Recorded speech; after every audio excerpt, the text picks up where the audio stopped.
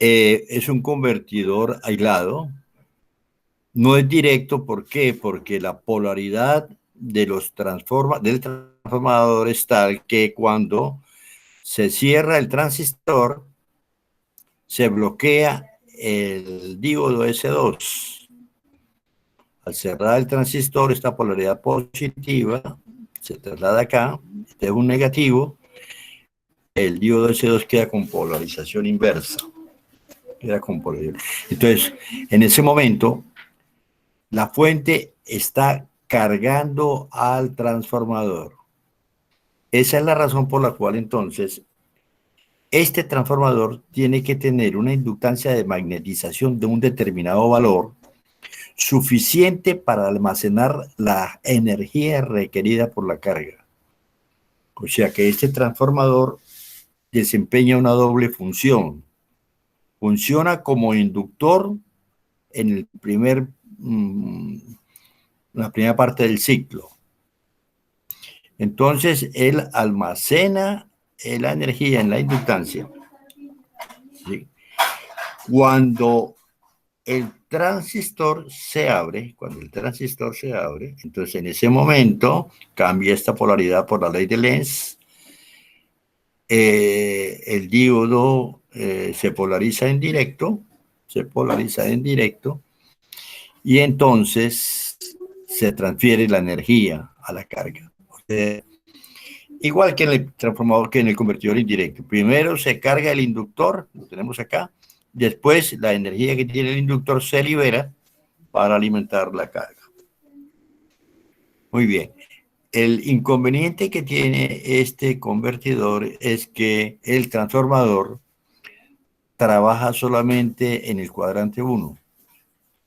Al trabajar en el cuadrante 1, hay una subutilización, porque el valor máximo que puede soportar el transformador, este B máximo, sería la mitad de la diferencia entre el B de saturación, o el 80 o 90% del B de saturación, con respecto al B residual. Entonces, hay una subutilización en el transformador, en el caso del convertidor flyback.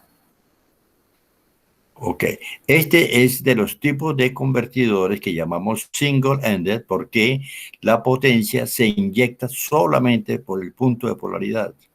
Entonces, no hay un flujo de corriente en ambas direcciones en el transformador. ¿Qué ocurre? ¿Qué ocurre cuando se abre esto y aquí tenemos un valor de una cierta corriente? Pues esta corriente es la que se transfiere acá.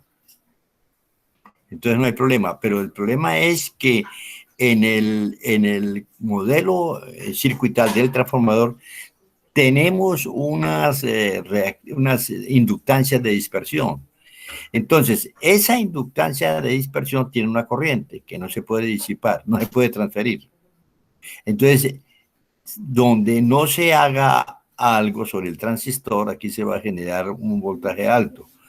Por esa razón, en este caso, es necesario colocar el snoozer en el transistor, porque el snoozer en el transistor es el que le va a dar continuidad a la corriente en las inductancias de dispersión. Esa corriente entonces se va a almacenar en el capacitor del snoozer, permitiendo que haya continuidad en la corriente. Entonces, es indispensable la presencia del snoozer para darle continuidad a la corriente que circula por las inductancias de dispersión. Muy bien. Veamos entonces. Veamos las formas de onda entonces de este convertidor. Vemos las formas de onda. Aquí tenemos un modelo circuital aproximado, ¿no? Donde aquí tenemos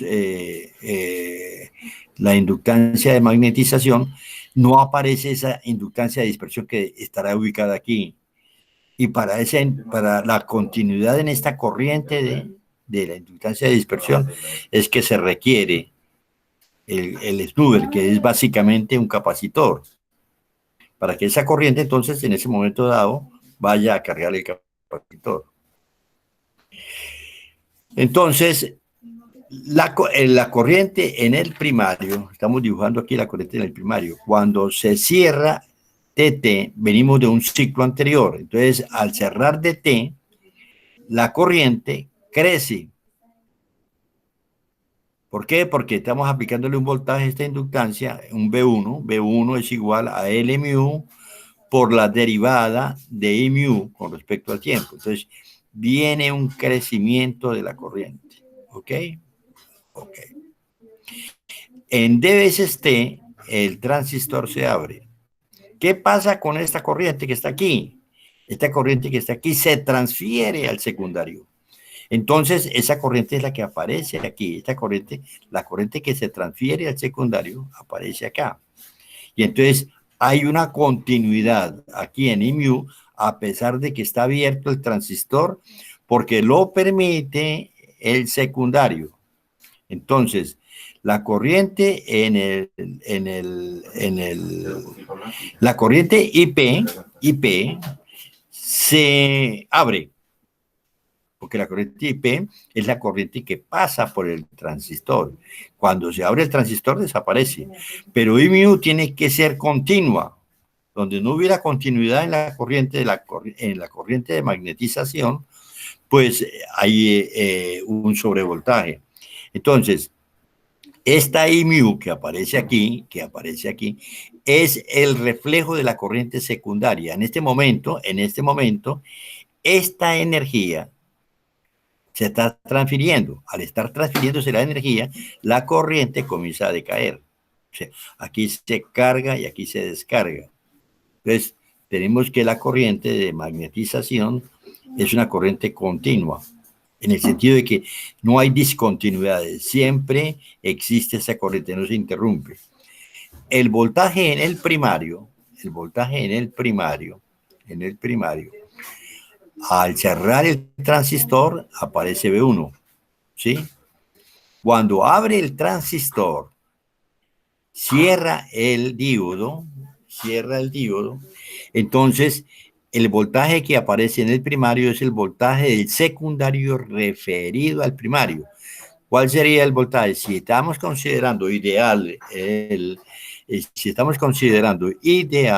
diodo, pues no hay caída en el diodo y el voltaje que aparece es B2.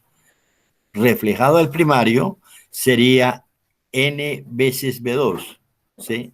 N veces B2. Y aparece negativo, ¿por qué? Porque cuando se abre este transistor cambia esta polaridad.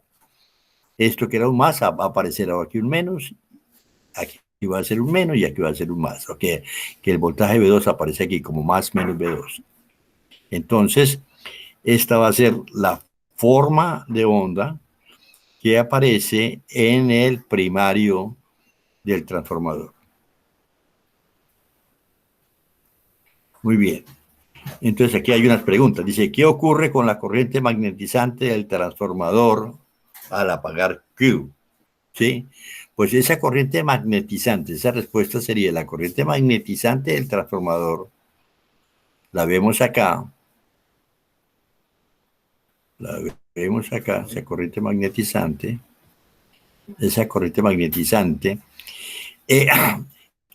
Tiene una continuidad debido a al reflejo de la corriente en la carga.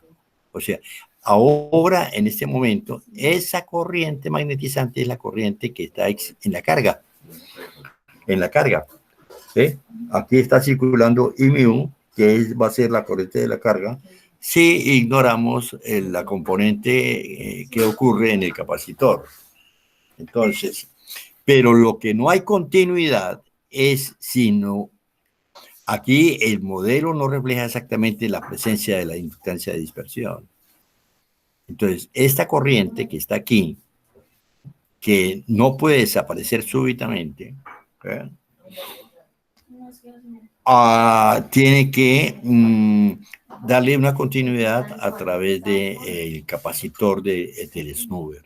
A través del capacitor del Snubber. Muy bien. Entonces, ahí tenemos la explicación de las formas de onda para la corriente en el primario. Crece cuando se le aplica el voltaje cuando abre el transistor, el voltaje en el primario es positivo, cuando se cierra el transistor, negativo, cuando se abre y se polariza en directo el diodo del secundario. La corriente en el secundario, fíjense, esta corriente en el secundario es idéntica a esta, ¿eh?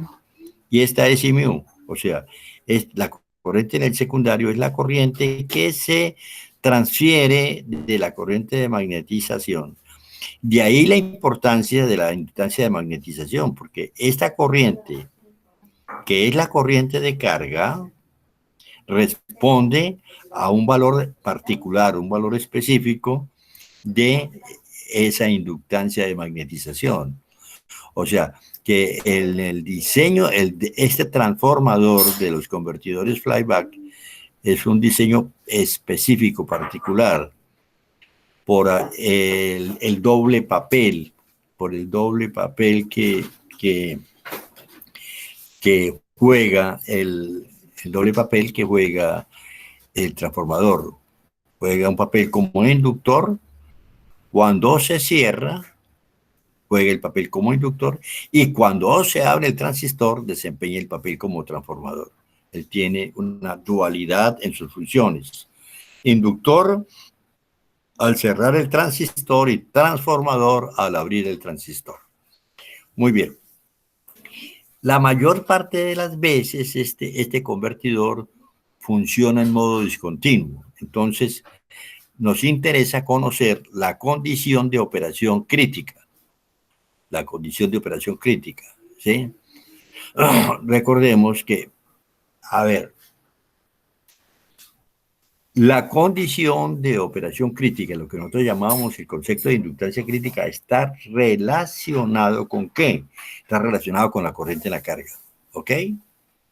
Y dos. Pero la corriente en la carga, hemos visto que la corriente en la carga, que la tenemos acá, la corriente en la carga, esta corriente que tenemos acá, es la corriente de magnetización.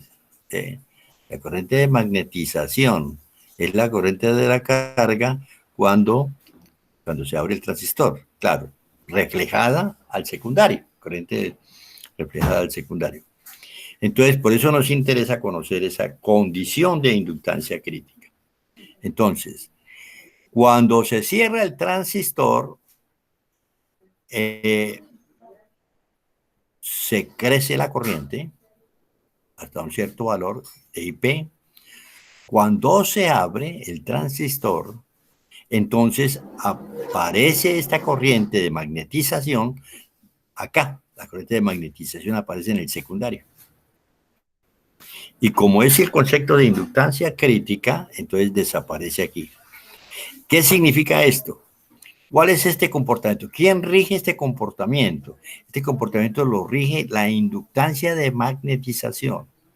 O sea, que el papel o la función de inductancia crítica está relacionada con la inductancia de magnetización del transformador. Entonces,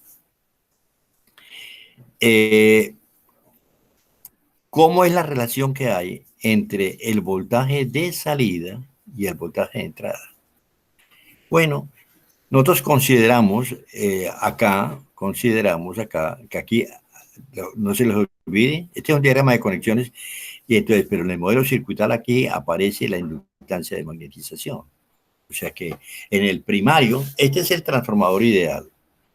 Cuando le adicionamos afuera del transformador ideal un inductor de valor igual a la inductancia de magnetización, entonces estamos modelando la imperfección del núcleo magnético. Entonces consideramos en el primario como un inductor de valor igual a Lm y determinamos, aplicamos el concepto de que el voltaje promedio de un inductor, el voltaje promedio en un inductor vale 0. Cuando se cierra S1, S1, el voltaje que le estamos aplicando aquí sería B1 menos la caída que hay en el transistor, B1 menos S1. Aquí lo tenemos. Ese como ese voltaje tiene un área que es por D veces T. Imagínense ustedes que estemos graficando B sub L. Tenemos aquí, a ver, B sub L. B sub L. Para un tiempo D veces T, el voltaje en el inductor, en la inductancia, es B1 menos B sub S1. El área sería B1 menos B sub S1 por D veces T. Esa sería el área positiva. Para que el voltaje promedio en un inductor valga cero, significa que el área neta, bajo la curva del voltaje, sea cero. Entonces, esta es el área positiva. ¿Cuál es el área negativa? Cuando esto se abre, aquí hay B2. Entonces, aquí hay B2 menos, perdón, más, porque aquí tenemos, esto es un más y esto es un menos. Vamos de aquí, más B2 más B sub S2. Sería esto. Por n veces. Ese sería el voltaje reflejado al primario cuando está abierto S1. Y la duración de ese voltaje es lo que le falta a D veces T para hacer T, o sea, sería 1 menos D por T. Entonces, esta ecuación que proviene del principio que el voltaje promedio en un inductor vale cero, nos permite determinar cuál debe ser la relación de transformación. ¿Sí? ¿Por qué? Porque yo conozco el voltaje, la fuente, conozco la característica B1, conozco la característica de la carga, qué voltaje, cuál es el voltaje nominal de la carga, y asumo las caídas en el díodo y en el transistor. Puedo poner 0,8 voltios o puedo poner 1 voltio. Entonces, de esas presupuestos razonables, entonces podemos determinar, claro, de antemano hemos definido una frecuencia de conmutación. Porque esa frecuencia de conmutación la necesitamos definir para poder diseñar el transformador. Recuerden, el transformador requiere de que se defina una frecuencia para poder determinar la curva de desempeño máximo. Entonces, esta ecuación nos permite determinar N. ¿Qué ocurre cuando se desconecta esto? La corriente que está aquí, esta corriente, I2, ¿sí?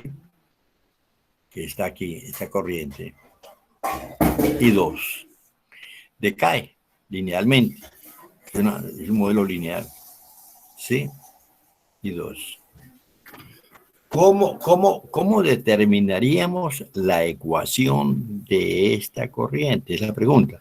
Esta la conocemos, ¿no? Fácil, ¿no? Decimos B1 es igual a la inductancia de magnetización por la derivada de V1 con respecto al tiempo. Entonces, esta es fácil, es directa, el conocer la ecuación de la corriente I1. Pero la pregunta es ahora, ¿cómo conocemos aquí I2? Entonces, I2 necesitamos aplicar las ecuaciones de Kirchhoff de voltajes para esta malla. ¿Ok? Para esta malla. Entonces, ¿qué tenemos aquí en el secundario? El voltaje inducido aquí, cuando yo tengo la LM aquí tengo una LM, ¿ok? Esa LM yo la puedo transferir al secundario, la inductancia de magnetización, a través del cuadrado de la relación de transformación. Entonces tengo una LM'. El paso de I2 a través de LM' es la que genera esta caída, este voltaje inducido. O sea que este voltaje inducido sería LM' derivada de I2 con respecto al tiempo. ¿Sí? Y entonces, eso va a ser igual a que este voltaje menos B sub S2, que esta es una constante, ¿sí? Menos B2 va a ser igual a 0. Entonces, de ahí yo puedo tener el valor de I2. Este valor de I2 tiene dos funciones, fíjense, esta corriente I2 tiene dos funciones. Primero hay que cargar el capacitor, hay que cargarlo para que cuando S1 esté cerrado, el capacitor pueda entregarle voltaje a la carga. Entonces, y la otra función de I2 es entregar la corriente en la carga. O sea que esta corriente I2 tiene dos componentes. Una componente B2 sobre R, que la tenemos acá, que es la corriente en la carga, y la otra componente es la corriente de carga en el capacitor. O sea, que la corriente de carga en el capacitor es la que está dentro de ese triángulo que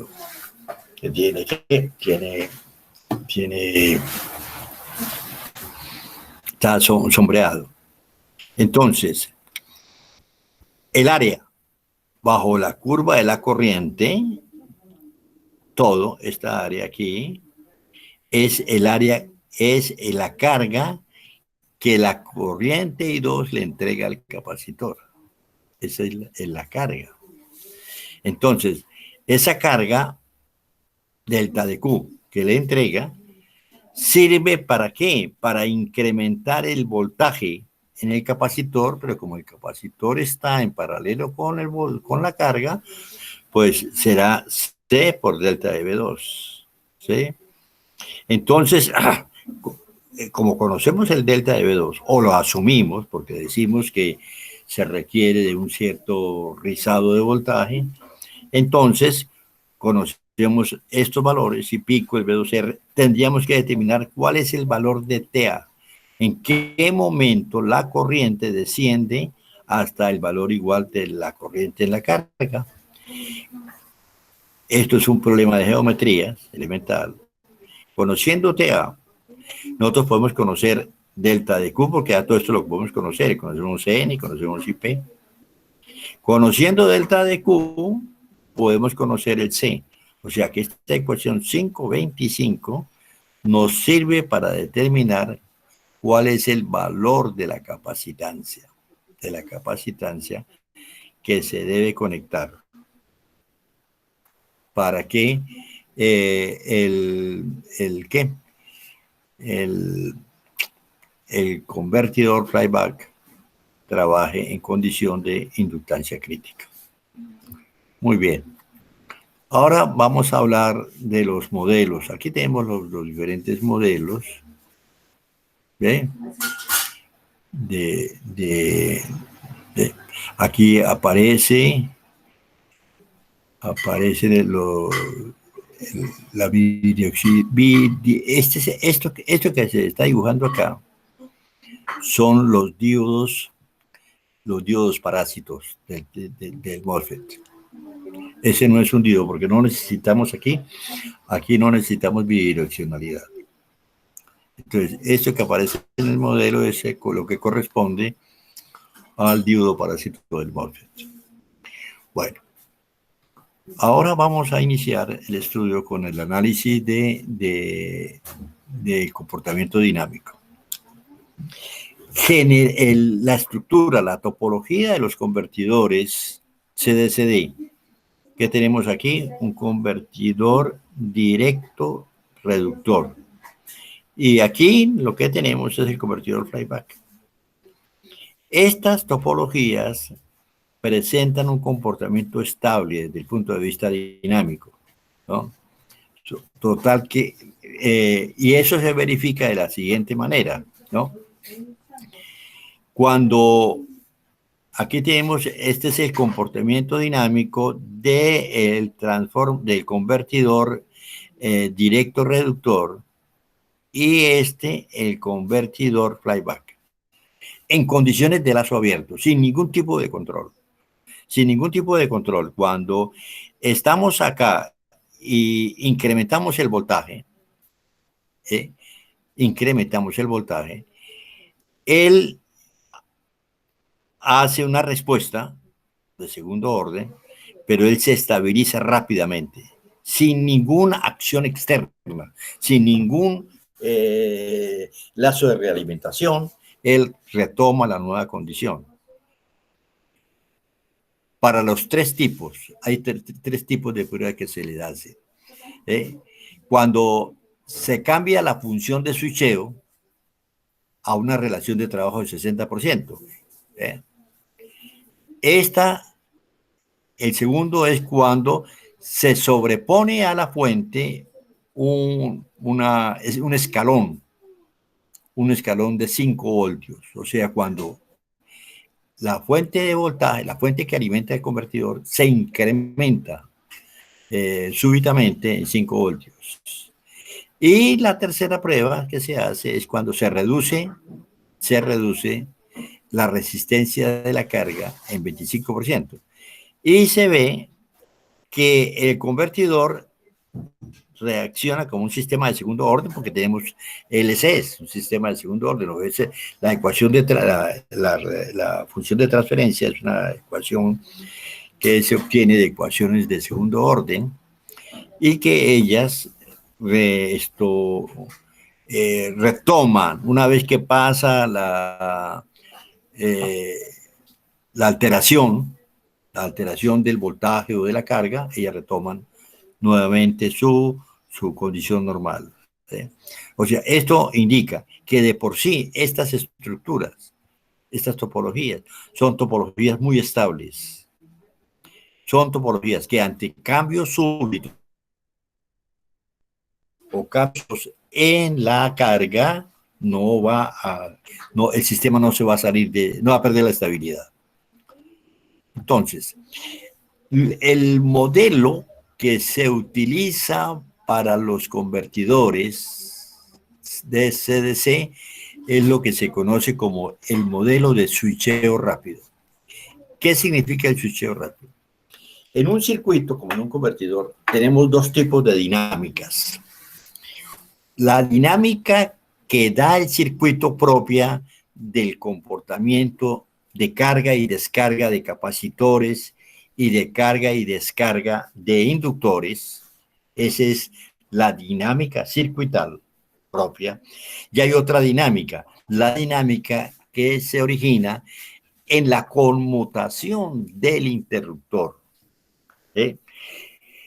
La conmutación del interruptor se hace a altas frecuencias, a muy altas frecuencias, 40, 50 kilohertz, mientras que la dinámica propia de las constantes de tiempos L sobre R o RC, constantes de tiempo propias de la carga y descarga del inductor y de la carga y descarga del capacitor, esas son dinámicas de baja frecuencia. Entonces, cuando en un sistema de baja frecuencia se sobrepone un fenómeno de muy alta frecuencia, prácticamente el sistema de baja frecuencia no lo detecta. Entonces, el modelamiento, el voltaje de salida de un convertidor cualquiera es una función M de T por el voltaje de entrada. Pero esta función M de T, como es de alta frecuencia, la consideramos constante. Y la consideramos constante y la sustituimos por el concepto de lo que es la relación de trabajo.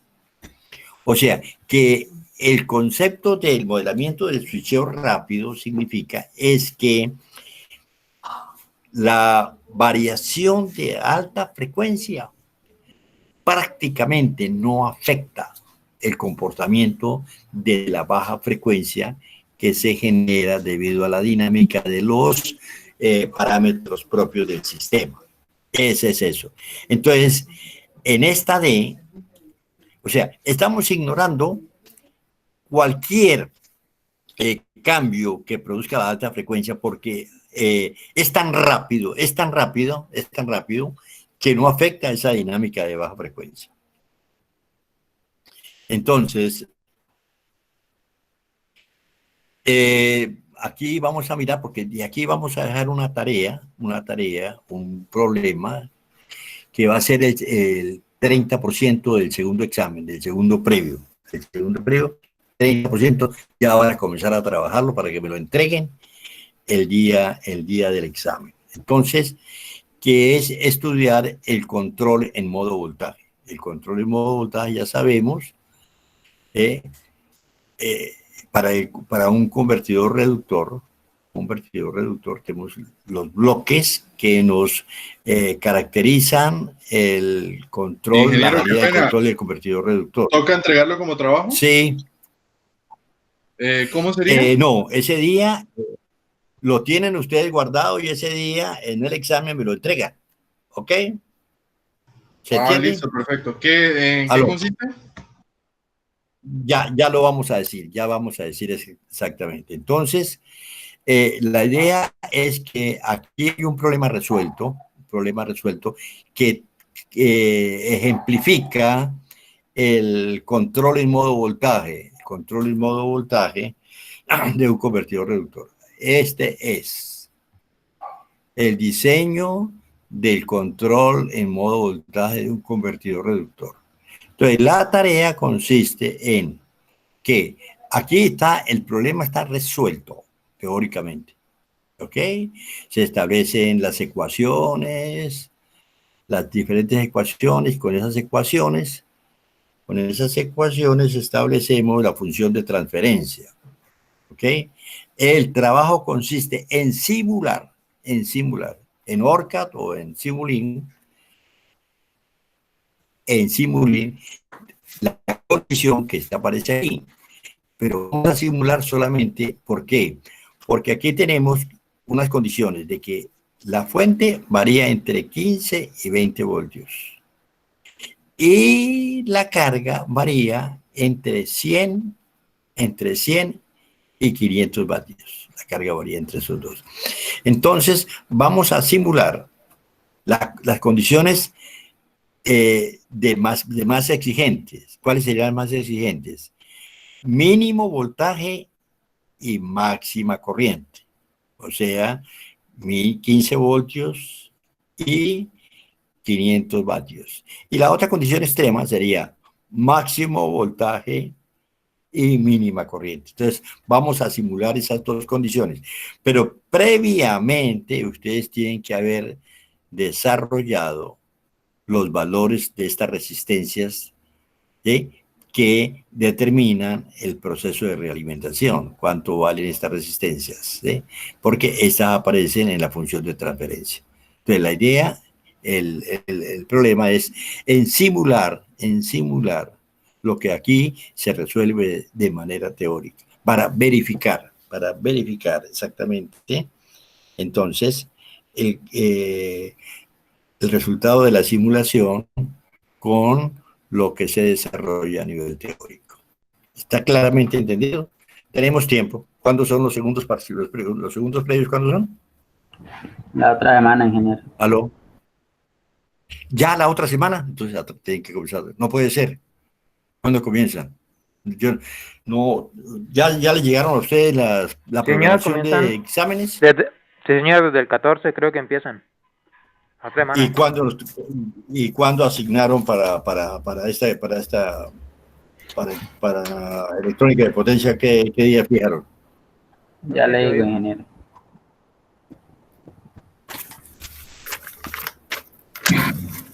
El jueves. O sea, de este jueves. Sí. Este jueves no puede ser. Está para el 19, ingeniero.